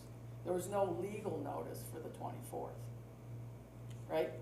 And there's no legal notice for that. So there was some notice by, well, I'll leave out the name of the party on Friday afternoon, but there's also a text message from Thursday afternoon that some people received about voting on Saturday. So somewhere around that time frame, and I don't know because I'm not hearing anything, who made the decision to open town hall that Saturday morning without public notice? That's all we need to know. And if somebody did it and they didn't put public notice out there, then maybe they could just say, hey, I'm sorry I made that decision. Or whoever was, I don't know, I'm not saying you were involved, I'm not saying he was involved, I don't know who. But somebody decided to open town hall, somebody decided to post it on Facebook. That's how we all learned of it, was the post on Facebook, right? And we also know that people knew it on that Thursday. So how did the message get to those people on Thursday and then get posted on Friday? I wasn't notified, there's no email here. So you have to understand, so then, you know, not doing public notice in a legal document for a vote on a referendum that was closed, and certain people getting messages, it just seems like, I think there's something wrong. I don't know where the wrong came from, or if it was a big, huge mistake to not do public notice, but I need to hear that. I mean, I think from a public notice standpoint, I think the idea of opening on a Saturday, particularly in this community where we have a lot of weekend residents that pay a lot of taxes here, I think the idea of opening on Saturday is tremendous, and I would agree that I'd like to see us do a more complete job of communicating it to the public, because I think we definitely could do better there, as we can do with most communications that we do. I mean, the overall referendum notice, other than us talking about it and it being on social media, I mean, we didn't have the lighted sign even out on the road saying referendum this Saturday, right? So we didn't. Yeah, it was. Yes, sir. Was it? Oh, I had heard that it wasn't. I hadn't Yeah, driven up it was that at the side of park. town. But, I mean, we could do a better job communicating clearly. And let's look at what happened and go, let's fix communication. Let's talk about suggesting to the town clerk that he opens potentially before a referendum vote. I mean, those are things we can suggest. We can't demand it, but we can suggest it. And then let's work together to make sure we communicate better. But let's keep it from pointing fingers is all I'm trying to get to. Well, I honestly thought I did a really good job based on what I was thinking way before that. I thought I did a good job in trying to just present facts. And there's the facts. Those are the facts. People knew on Thursday. It came out from a political committee on Friday. The doors were open on Saturday. There was no public notice. I mean, those are facts. I mean, I didn't even have an angry voice or anything. No, it wasn't an angry voice. You did mention twice that you were kind enough not to take it to the state yourself, that you were talking about it here. Correct, and I did not, because I did call the state and ask what the rules were. Let's- Because right, so there are rules, and there are people that still could do that, and I have not. I brought it here, I asked where we wanted it on the agenda. I asked for a meeting so that we could have this conversation of what happened, not here, but somewhere else, and I actually asked for all of whoever wanted to be there to be at it. Just like when I form other committees, I ask for a bipartisan representative. So so, you know, I don't apologize for one thing I said that night. Okay, well, You know, so until I hear who made the decision, I'm still gonna keep wondering. are we in agreement that the Register of Voters made that decision? It wasn't a decision made by any of us? I mean, are we in agreement on that? Yes, and I think, I mean, unfortunately or fortunately, however you look at it, the decision was made, and I know it was made to save. All I heard quickly was something about saving money and new machines. And yes, I know we all wanna save money, and isn't that why the referendums and why we agonize so much? Is that we can't even, we have to worry if we have enough money to hold a referendum, right? Because of a cost of the machine, to ensure public confidence in the vote. So, I mean, that's part, and I know, but it would have been nice to somebody to have, you know, explain that even the next day. You know, because people knew that night I was questioning it. There's no doubt that happened, but there was no explanation, so. And then the other ones, I'm still curious. Curiouser and curiouser now. I know that what really hurts us as far as communication goes is there's no more local newspaper. I mean, even the results from this weren't printed in any newspaper. I didn't see them anywhere. Did anybody see them anywhere? That's one of the biggest things, because then all the public notices can be in there, the referendums and whatnot. And if my understanding is correct, I think some of the past referendums have been done paper ballots, not been done with the machines that have been done in the past. What did we do last year? Was it the machine, or was it machine? The reason that the charter was changed to, that you could use a paper ballot or machine ballot was for the town meeting. That's when the change occurred, was because Gotcha. of the town meeting at Gilbert School. We had those old machines, you know, with the little click Yep, down, yep. and then they would fix them in between the questions that would happen at town meeting. So with the new machines, you can't do that. With the optical machines, they can't be done and then reset in time for a second question or a second reduction at town meeting. So we actually changed the charter to reflect that, so it could be paper ballot or machine. But the charter was not changed for the actual referendum, you know, because it was that way. So was that done? Yeah, that is just became part of. I mean, I think on that issue, as a board, we should send a letter to the Register of Voters, reminding them of the requirement for machine ballots for referendums. While we appreciate their efforts to save the town money, the charter's clear, and we need to make sure that all future referendums fall under machine vote. And I think that would be a response from us that would be appropriate. Not to make excuses for anybody, I talked to a couple of the registers, and they said they weren't actually trained on these new machines because they just recently were changed, and they weren't trained enough, so that was part of the reason I believe they made that decision. We don't know what the reasons are exactly. Right. We've heard that maybe it's the machines, we've heard that it's The money. training. Whatever it is, Yep. I think we should note them, Right. notify them that that was an error, and we need to make sure the next referendum is done the proper way. Right, but it's also lack of communication coming back. Even after 2 weeks ago, when I said something, there's been no response back on either one of them. I haven't heard anything from anyone on the two issues, right? So there's been nothing. And that one would not have been,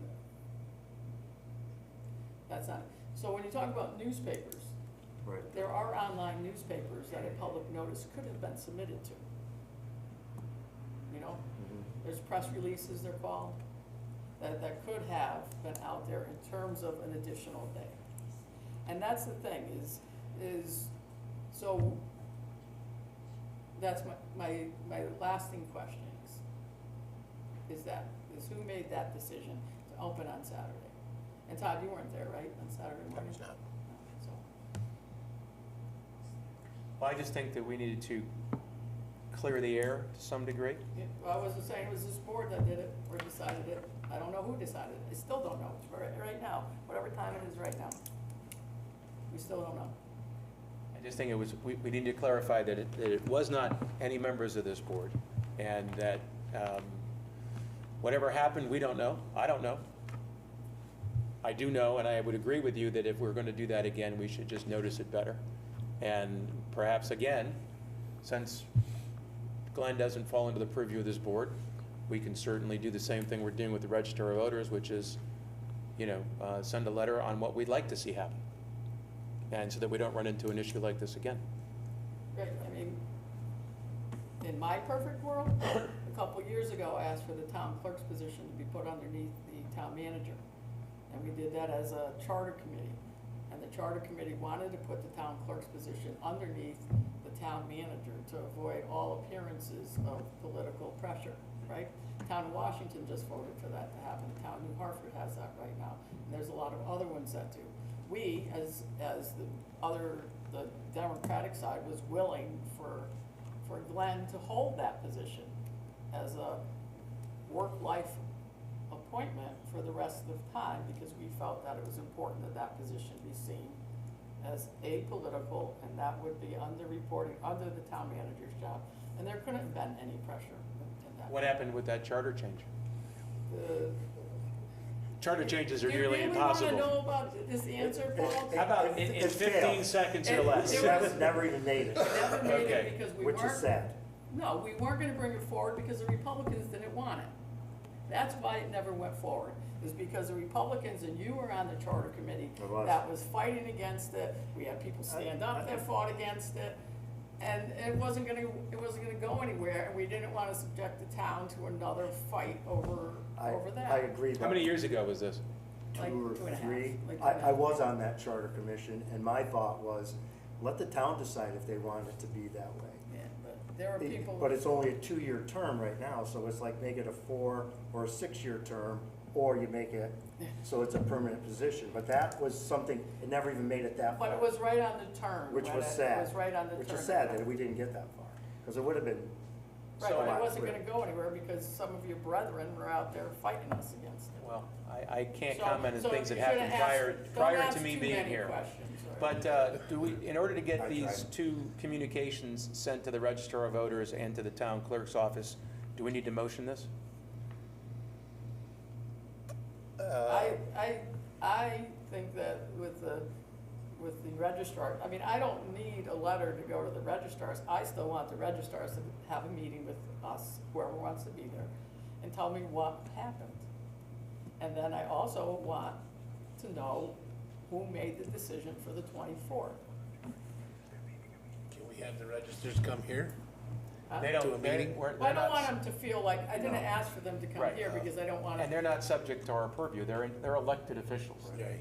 Again, I think when you have an elected board that wants to communicate something to other elected officials, we should send it officially in writing that, we need to make sure it's machine ballots moving forward. I think that is our proper move in this case. And the same thing, we'll send I know he's sitting here, but we'll send a letter to Glenn's office. We can convene a meeting with the registrars. Candy will be there. We can have up to 3. You can have up to Do we need a meeting to simply communicate this to them? I mean, I'll just go in there and ask them then, and let them know my feelings then.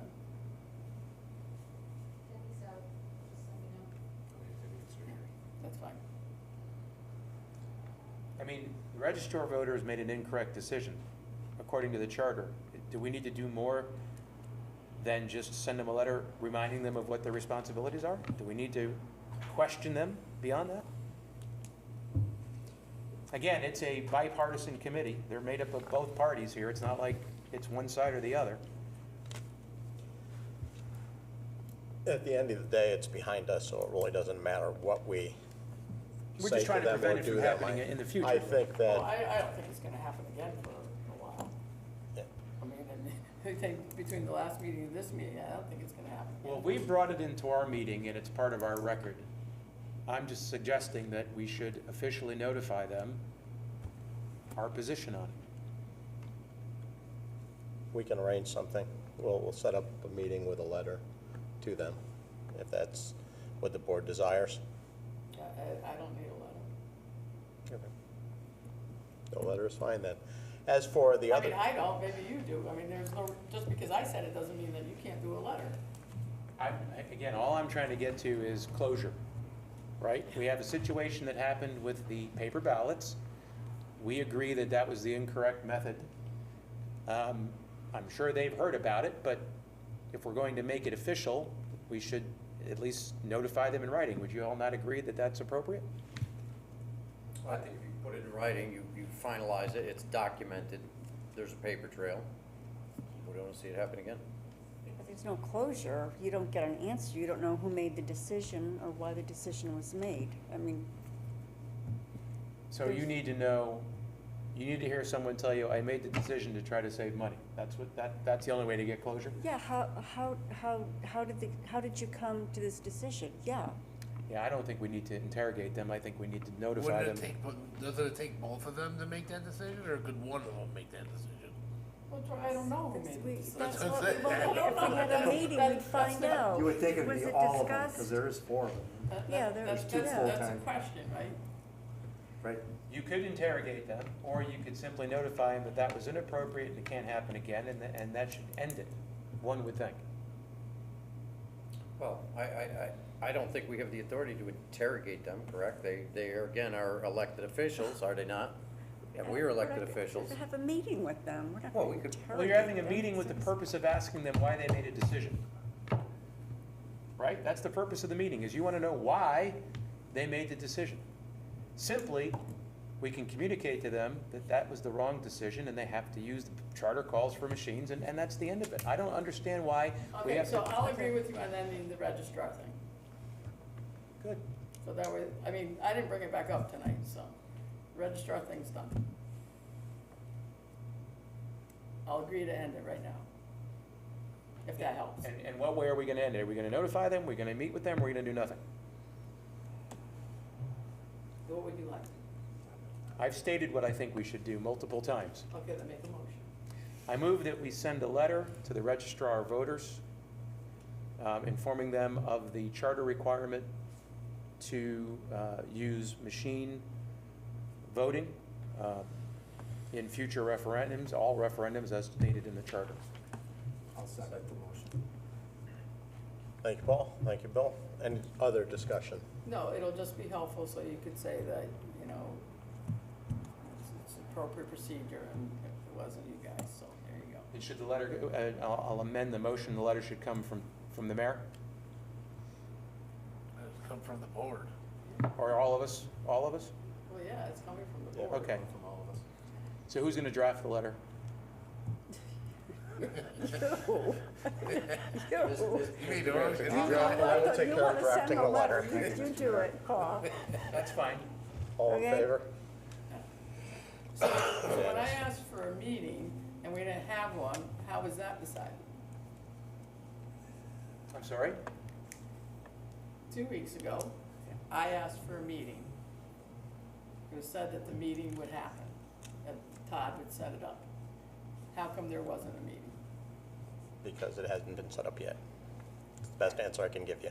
Okay. We offered to set one up and you just said you didn't, No, 2 weeks ago I asked. right, And normally these things happen. So was there any reason it didn't happen? there was not. Okay, thank you. Okay. Anything else? There's still that one thing hanging out there. Nope. Anything else with the registrar thing? No, I think the registrar thing we've concluded. Okay. Yes, we concluded. So I would offer up the same suggestion on notifying the town clerk's office the same way. Other discussion on that? Or is there a second for that? I'll second that. Okay, other discussion on that? Yes, I will not agree to that one Okay, unless we add in there, I'd like to know the reason why. in response. I would like to know who decided to open up May 24th, this Saturday, without legal notice. Okay, It's a simple ask. okay. Somebody had to do it. There's only one person that could do it, right? That can open that office, the town clerk's office? Yes. So we know who made the decision then. So Glenn, you made the decision on your own to open up the town's clerk office on Saturday morning, May 24th. On your own, I'm not gonna answer it here. okay? Again, we're gonna interrogate Glenn on what his choices were. He's an elected official who can operate independently of this board. Well, that's not exactly true. I don't believe that's true.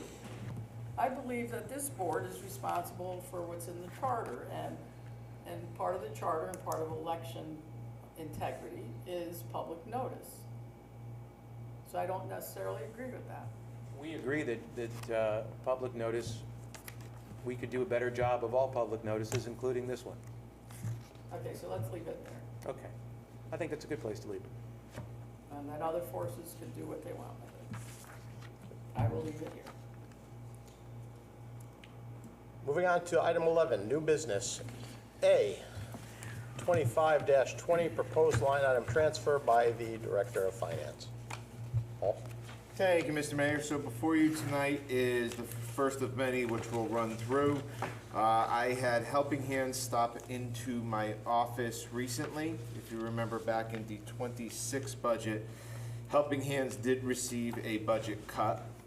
They did reach out and asked if the town could do anything to help restore the $3,000 cut starting on July 1st. I did let them know that there was no possibility of restoring that as the budget had passed, so we came up with a creative solution. Before you tonight is that creative solution. When Katie Vale, our social services director, did leave, that did leave a salary savings in that we weren't expending the salary of that position. There is a surplus in that line. Before you tonight is writing them a $3,000 check. So in fact, giving them $11,000 this year, $5,000 next year, which has been approved in the budget. So in fact, restoring the cut but funding it early with surplus line in the general fund. I did have a opportunity to look at what Helping Hands Home Care does. After meeting with the particular woman who runs the organization, her name escapes right now, and I do apologize for that. But they go in and they help our disabled and our seniors. It's not a visiting nurse situation. It is chores around the home. It's really what it sounds like. It's a helping hand, and they go in and they help these individuals. A very noble organization. I think it's important, and I'm not looking to get out from underneath it. When we sat down and prepared the budget, I was taking the recommendation of the director, which at that time did recommend we did a $3,000 cut. I took whatever savings we could, obviously, in the budget. So before you tonight is kind of doing a two-part budget. In general, the 25 and 26 budget would even out in that they didn't receive a cut. So it's $3,000 from general labor into $3,000 into the Helping Hand Home Care line.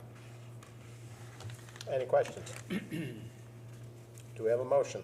I'll make that motion. I move that the Board of Selectmen approve the following line item appropriation transfers of $3,000 from social services, general labor, number 1-510-194-0000 to Helping Hands Home Care, number 110-883-0000 in the amount of $3,000. Thank you, Linda. Is there a second? I'll second. Thank you, Bill. Any discussion? Seeing no discussion, all in favor? Can I make a correction? Yep. Here's a perfect example of a typographical error. That should be to 1-410-883. So the box above does not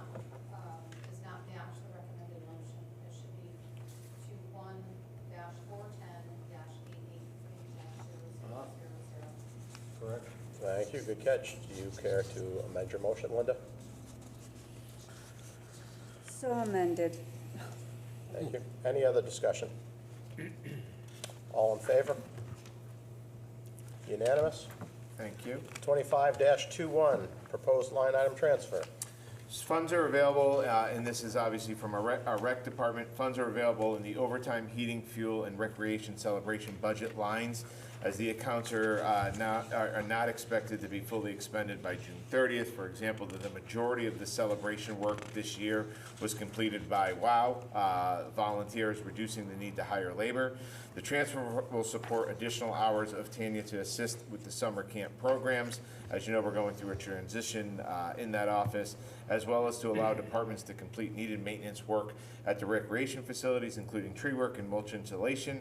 Additionally, mid-year increases in the contractual service rates, such as portable toilets and USA Hauling, have created a deficit in those particular line items, and this transfer will help cover those particular overages. Do we have a motion? I move that the Board of Selectmen approve the line item transfer of $1,000 from 1-812-197-0000 overtime, $2,375 from 1-812-323-0000 heating fuel, and $1,600 from 1-812-841-0000 recreation celebrations to $1,000 for 1-812-190-0000 administrative salaries, $2,375 for 1-812-827-0000 maintenance of grounds, and $1,600 to 1-812-831-0000 contracted services, for a transfer total of $4,975. Second. Thank you, Paul. Thank you, Bill. Any discussion? Seeing no discussion, all in favor? Unanimous? Thank you. 25-22, proposed line item transfer. Just want to make sure I got the right one. Yes, I do. This is coming from our police department. The police department is requesting a transfer of funds to cover a shortfall in the gas and diesel line. Fuel usage has exceeded the initial projections due to sustained patrol operations. We do not expect to exceed the full balance of contracted services by June 30th, so we're going to clean up that line item. And we do scrub every line item. $1 will be transferred to contracted services, LCD, to resolve a 20-cent overage. It's been driving Tom absolutely crazy that every report he prints, it shows that we've overexpended the line item by 20 cents, and he urged that this get put forward tonight because he wants to see that line item at zero. Won't it be over now? 80 cents? Right, now it would be over 80 cents, yes. We'll see if that tries some nuts, but I didn't think of that when he told me that. Shouldn't we have amended this by 20 cents? I don't think we can transfer in our finance. Can we transfer? It'll show a surplus. It'll of show a 80 surplus, cents. exactly. He just doesn't want a negative. He just doesn't want a negative. All right, we like Exactly. surpluses. I suspect Yeah, he doesn't. exactly. Everybody knows Tom, and that'll drive him nuts that there's a negative balance. And surpluses are obviously good things. I move that the Board of Selectmen approve the line item transfer of $1,898 from 1-210-831-0000 contracted services to 1-210-820-0000 gas and diesel in the amount of $1,897, and 1-210-831-0001, that's for Tom, contracted services LCD, in the amount of $1 for the transfer of a total of $1,898. Is there a second? Second. Any discussion? All in favor? Unanimous? 25-23, proposed line item transfer. Thank you, Mr. Mayor. This is coming, excuse me, from our EDC Commission. Existing EDC budget allocations in the training and education, membership dues and subscriptions, and outside services line items will be used. The EDC received an estimate for a video production company that, once accepted, will be paid out of the EDC marketing line. This will also resolve a $19 overage. An additional expense will be covered by EDC dedicated Fund 15 donation account. What EDC, I'll talk a little bit more about this, what EDC is looking to do is create a promotional video that we can share on social media and on our website. They are working with a local vendor here in town that has a business here in town to create a video that talks about all of the great things that are going on. In fact, if this goes through, they've preliminary set up some conversations, but the Marshals is actually going to mic up and talk on the video why they chose Winstead. So they're looking to create a promotional video not only for them, but for the town to use to push out all the wonderful things that we offer and hope for investments spent here.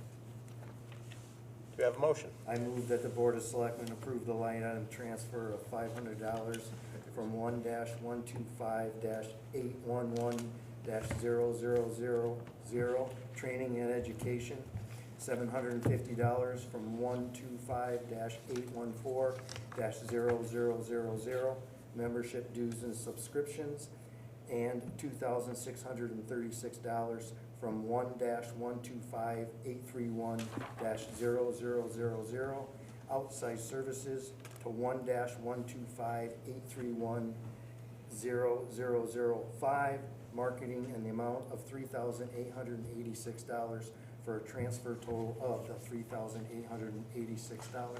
And I was actually at this meeting, and this is very exciting, and this gentleman actually gave us an excellent deal. It could be 2 to 3 times this much. So thank you very much to Awcast for doing this video for us. Is there a second? Second. Sorry. Any other discussion? All in favor? Unanimous? Thank you.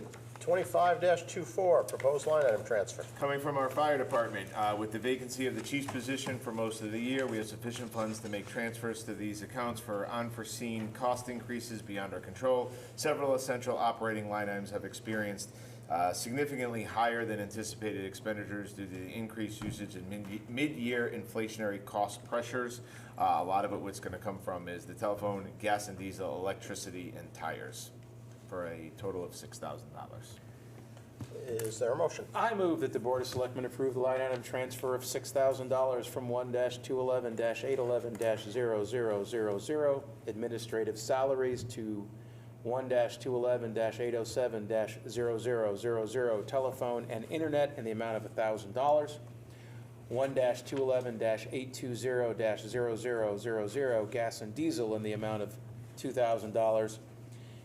1-211-822-0000, electricity in the amount of $2,000, and 1-211-846-0000, tires in the amount of $1,000 for a transfer total of $6,000. Thank you, Paul. Thank you, Bill. Any discussion? How did internet and phone go over? Isn't that a set charge? It is a set charge, but I believe when we budgeted it last year, we under budgeted it in the line item. So. That works. All in favor? Unanimous? 25-25, proposed line item transfer. Moving into our land use office, the office supply line is likely to not be used in its entirety by June 30th. The relocation cost line items is unused, and we do not expect to be used in its entirety by June 30th as well. Funds are available, obviously, in the town planner lines, as there was a vacancy in that position. Oil changes can be completed on each of the Ford Eco Sports by June 30th. We're just trying to pre-buy those oil changes so they don't have to hit next year. Additional expenses were recorded in training and education and membership dues and subscriptions due to employee turnover. Gas and diesel is due to a monthly spending being higher than budgeted due to continued field visits. One thing we know, if you don't see Jeff in the office, Jeff is out doing field visits consistently, especially in May. And then obviously the Tai Chi expenses has been booked to outside services since January. And lastly, the admin assistant received a wage increase that was not included in fiscal year 2025. Do we have a motion? I move that the Board of Selectmen approve the line item transfer of $213 from 1-148-806-0000, Office supplies, 1,000 from 1-148-806-000. Is that correct, Anne Marie? Only 3 zeros on that one? No. There should 4 be a 2. zeros. Yep. 3 zeros and a 2. Relocation costs?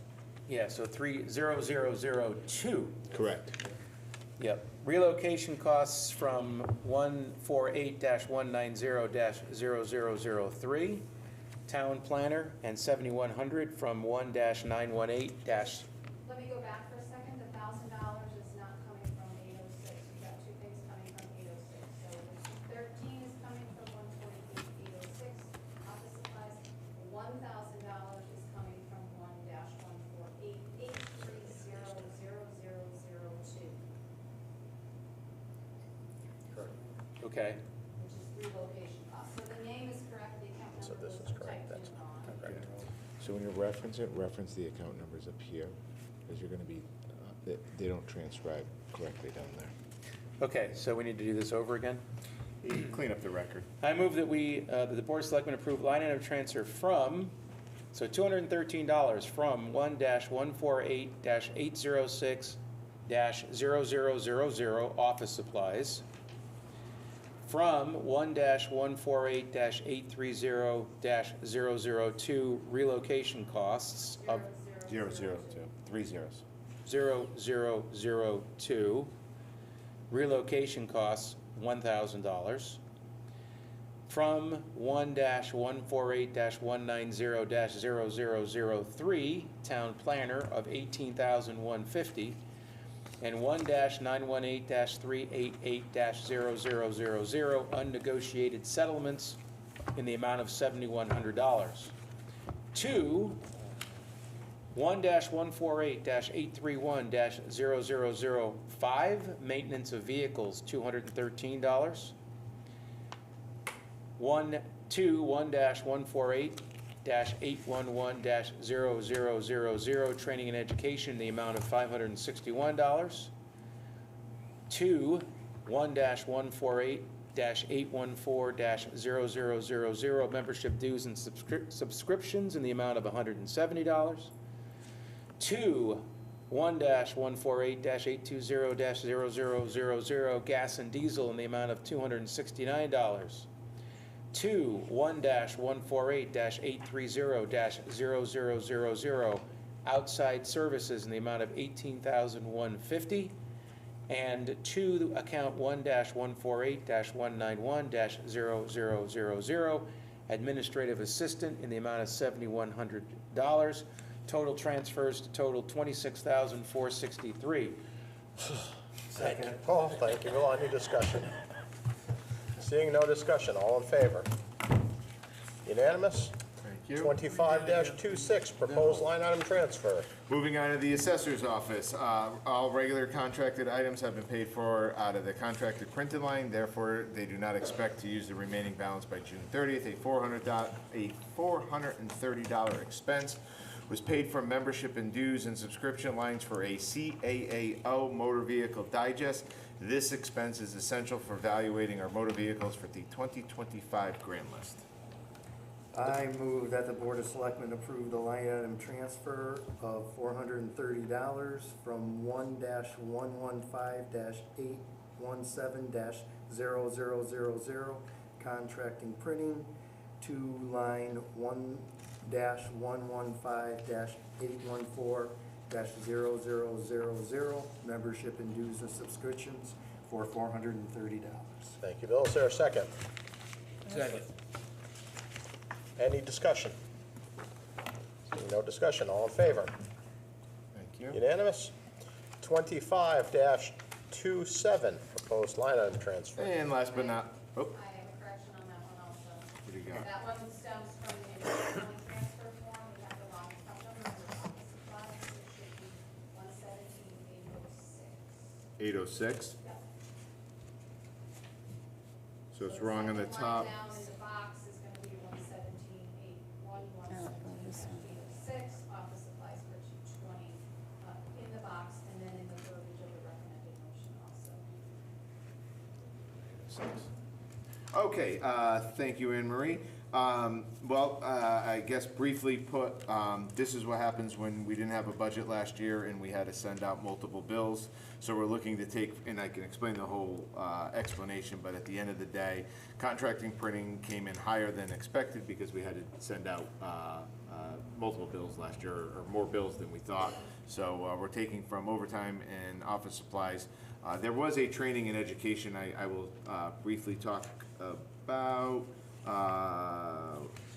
Yeah, there we go. Therefore, all training and education expenses were required for certification and contractual compliance.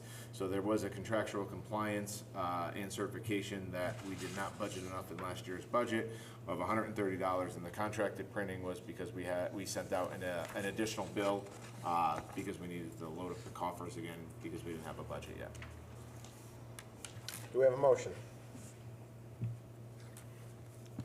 I move the Board of Selectmen approve the line item transfer of $1,961 from 1-117-197-0000 overtime and $220 from account 117-806-000 office supplies to training and education, 1-117-811-000 for $130, and contracted printing, account 1-117-806-0000. That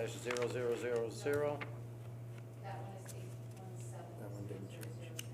Oh, 817-0000 for $2,051 for a total transfer of $2,181. Thank you, Bill. Is there a second? I'll second. Thank you, Bill. Any discussion? Seeing no discussion, all in favor? Unanimous? Thank you. 25-28, new business municipal suspense tax list. Paul Harrington.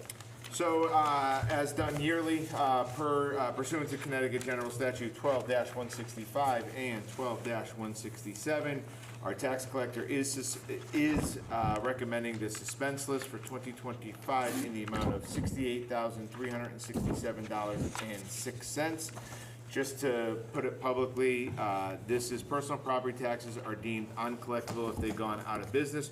Motor vehicle and supplemental motor vehicles are uncollectible if they have surpassed the Connecticut DMV registration hold, and property owners has not been made any attempt to register any new motor vehicles in the state of Connecticut within the past 3 years.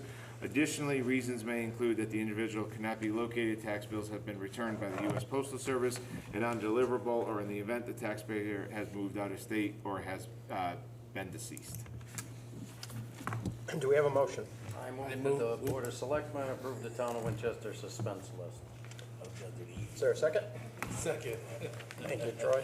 Thank you, Bill. There's no Any numbers discussion? in that one. We do need a signature from the side of the table once it comes back on this. All in favor? Unanimous? Item 12, citizens' comments. The Board of Selectmen welcomes public comments. Does anyone wish to speak? Oh, you got two of them going. Oh, we do? Well, I sent one. Oh, I sent one down. Okay, so this, I didn't even see it. My apologies. You agree. Mary Mayor, 111 Birdsall. Thanks, Candy, for bringing the information about the pesticide. And at home, we do have these boxes. But I know I've spoken with the company that does various things around the house, and they always assure that there's no harm with these dead mice and so on. So, I mean, I would think that maybe different companies are using different chemicals, and it's not so much the box as what's in it and what the actual chemical is. So I hope that is publicized so we can be seeing what it is and start asking the companies, are you using that or is it something else? And the other one was, thank you for the work on Birdsall, that's my street, and those long cement things on the sidewalk now are, they're, very heartwarming to see. This is a street that's on the list of things going to happen to it under the pond, and at that end, at that corner, and for the life of me, can't figure out what that solution could be, because it's a terrible slope, just like bridge is, and it's just an awful intersection with the land just dropping off to the side there like that, so But thanks for, you know, doing some steps forward on that. Team barrier. effort, team effort. I don't wanna, I'm just a coach, but it's a team effort, so happy to do it, but I can't take all the credit. My hands didn't get dirty, but our crew was out there immediately after it was brought to my attention. Was that a building lot at one time? Was there a house there? If I can remember, like years ago, there was a house on that corner. No, it's wetlands, it's wet there. Okay. Thought for sure there was a house on that corner. Anyone else? Moving on to item 13, Selectmen's comments and reports. Candy? Yeah, we get these nice reports from different departments, so just a couple things in them that I wanted to talk about. One is the Marine Patrol. We're very thankful to this board and Paul and the chief and the officers that took time to train to be Marine certified. So I know that I hear from people that they've been out on the lake. I haven't been out on the lake because our boats barely got in, but, so that's in here, so thank you for that. Then the other interesting thing I found in here was these traffic, the ATESD, the Andrew Noble sight stream, is that the speed cameras? That's the speed cameras, yes. Yeah, so they did some tests here, and they found up on 508, the area of 508 Main Street was recording between 400 and 800 violators per day. And I'm thinking about the money that the town of Washington just took in. Yeah, with D2000. And then the location on Route 44 by the dry dam was also very high, a little less than 400 to 800 a day, but still pretty good. They're gonna recheck the North Main Street, but I thought, wow, that's a lot. But to go with that, the next one underneath it, remember that ordinance that took us forever to do? There was a parking ticket issued for that for a tractor trailer, so that was work that went somewhere. There were 78 traffic stops in May that they did, because sometimes people say they hadn't stopped people, but there's 78 there. So that was pretty good. And then, because Bill and I here are engrossed in the Sue Grossman Trailway, the Senior Director, Jen Kelly, is reporting they're going to be putting a relaxation station funded by Northwest Community Bank, who helps out a lot, and funded by Fit Together on our end of the Sue Grossman. And speaking of Sue Grossman, just a quick update is we have another meeting this Wednesday. We're hopefully going to hear from our engineer about the route selection or direction of what we want to do. The other piece of that is that we're trying to advance a couple things on that because we know we're going to get to it now that we have that match. So the RFP for the full-time engineer on that, because that usually takes a while to put together and also takes time for that person to do the work. But if we have to meet September 2026 to get it to the CONDOT, then we need to be ready to go with that. And then the other thing is I've asked Paul to start looking at legal language for easements that we might need for that trail. So we're doing that. So that's what I have. Any other selectmen? Well, since Candy brought it up, and we're reading the police department report, there's 3 employee recognition statements too for arrests in the town, not just traffic violations. One arrest involved crack cocaine, Suboxone pills, knives, crack pipes. These are good arrests. There was also a shooting at a residence at Coldbrook River Road that was investigated and handled. Suspects detained. That's a big one. And May 24th, doing a walking shift and just walking around through the parks, they spotted a individual had 2 outstanding warrants who proceeded to run, and the officers were able to detain him. So appreciate the Marine patrols, appreciate the traffic violations, but these are good as arrests as well Excellent work. to help stop the crime in town. So shout out to the Winchester Police Department. Corey? I just, again, like to thank the Laurel Commission on the great job they did, all the ladies, and the hard work they put together. It was entertaining, and the food was delicious, the kids were good. So again, thank you for your time and patience and efforts. Anyone else? Really quick, on Saturday, the United States Army just celebrated 250 years. I believe there's 2 more militaries that are in the same boat coming up. But next year, the state of Connecticut and the entire country, especially the state of Connecticut, is gonna do CT 250. And the Historic Commission is actually starting to talk about that now, and hopefully they'll have more as time goes on. And we'd like to decorate, they were talking about decorating a building or a couple buildings in town like they did back in the day, and that would be really exciting. And if I had my way, we'd just do the town hall, just one building. So that's it for me. Anyone else before I go? I just have a few things, as mentioned earlier. Congratulations to Winston's 2 new Eagle Scouts, Charles Chaz Lay and Nicholas Waters. One of their Eagle Scout projects was at Tatros Pond. They built the pavilion out there, I believe. They did. Congratulations to Laurel King, Jack Sullivan, first runner-up, Drew Smith, and congratulations to Laurel Queen, Mackenzie Steves, and the first runner-up in the Laurel Queen competition was Sarah Berlinski. We mentioned it was a great event last Saturday.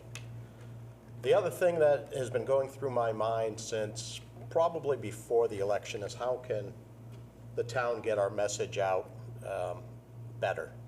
You know, some of this is, we talked about earlier with, we need to do a better job communicating and things.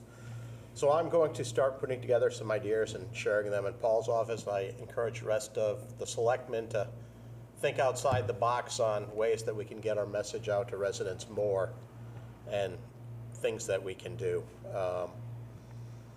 You know, when Josh was here, we had the Winchester Wire newsletter that was quarterly. Was that perfect? No, but with the lack of newspapers, we need to start thinking outside the box and how we can get the message out to the most amount of people possible. With that, I'd like to make a motion to adjourn. I'll second. all in favor? Unanimous? Good night. Thank you. Everybody.